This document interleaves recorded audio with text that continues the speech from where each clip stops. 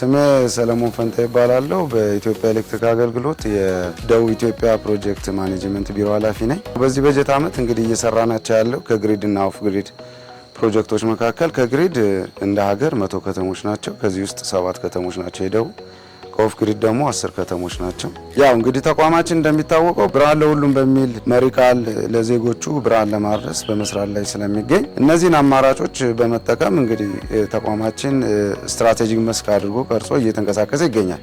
አንደኛው እንግዲህ ኦፍ ግሪድ ነው። ኦፍ ግሪድ ማለት እንግዲህ ግሪድ የማይደርስባቸው ቦታዎች ላይ ማህበረሰቦች ተሰባስበው የሚገኙበት ቦታዎች ላይ በኦፍ ግሪድ የማገናኘት አማራጭ ነው። እንግዲህ በዚህ አሁን በደረስንበት ወቅት ያጠናቀቅናቸው ፕሮጀክቶች ከ7ቱ ውስጥ 4ቱን አጠናቀናል፣ ከግሪድ ማለት ነው። ከኦፍ ግሪድ ደግሞ 4ቱን አጠናቀናል፣ 6ቱን በሂደት ላይ ናቸው ማለት ነው። ቀሪዎቹን ያው እስከ ሰኔ 30 እናጠናቀቃቸዋለን ብለን እናስባለን፣ እየሰራንም እንገኛለን።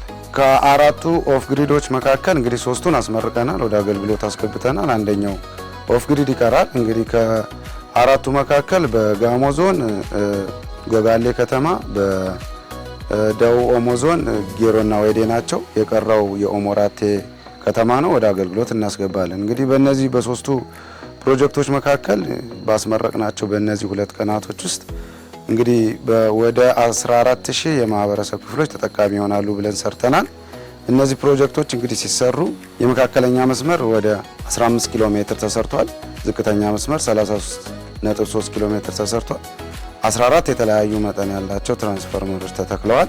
ይህ ፕሮጀክት እንግዲህ በዓለም ባንክ የተገኘ ብድር በተገኘ ስራ የተሰራ ነው። ከዚህም ውስጥ ወደ 1.1 ቢሊዮን ብር በጀት ተደርጎ የተሰራ ፕሮጀክት ነው። ከዚህም በተጨማሪ ትምህርት ቤቶችና ጤና ጣቢያዎችን በስታንድ ያሉን ሶላር ለመስራት በእቅድ ላይ ተይዞ ወደ ትግበራ የተጀመረበት አጋጣሚ ላይ ነው የምንገኘው። አሁን እንደ ደቡብ ክልል 115 ትምህርት ቤቶችና ጤና ጣቢያዎች በስታንድ ያሉን ሶላር ሲስተም ይገናኛሉ ተብሎ እቅድ እየተሰራ ወደ ትግበራ የተጀመረበት ምዕራፍ ላይ እንገኛለን። ወደ 1.1 ቢሊዮን ብር ትልቅ ብር ፈሰስ ተደርጎባቸው የተሰሩ ፕሮጀክቶች ደንበኞች በአግባቡ መጠቀም አለባቸውና የተገናኘው አሁን ላይ የደንበኛ ቁጥር እጅግ አነስተኛ ስለሆነ ደንበኞች የተቀመጠላቸውን ይህንን ስታንዳርድ ተጠቅመው እንዲያገናኙ እንፈልጋለን።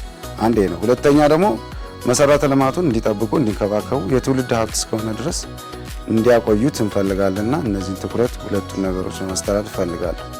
ማህበረሰቡ መሰረተ ልማቱን እንዳይነካ ጥንቃቄ ማድረግ አለበት። ምክንያቱም መብራት ገዳይ ስለሆነ የሚጠቀሙትን እቃ ደግሞ ስታንዳርድ ያለውን እቃ መጠቀም አለባቸው፣ የኃይል ፍጆታቸውን በትክክል ለመጠቀም። ያው ከአስተዳደር አካላት እንግዲህ በዋነኝነት የተዘረጋው መሰረተ ልማት የህብረተሰቡ ሀብት እስከሆነ ድረስ በተለይ በልዩ ሁኔታ እንክብካቤና ጥበቃ እንዲያደርጉ፣ ማህበረሰቡን ደግሞ የቆጣሪ ተጠቃሚ መሆን እንዳለባቸው የተዘረጋው መሰረተ ልማት ለነሱ እስከሆነ ድረስ ይህንን ማድረግ እንደሚገባቸው እናሳስባለን።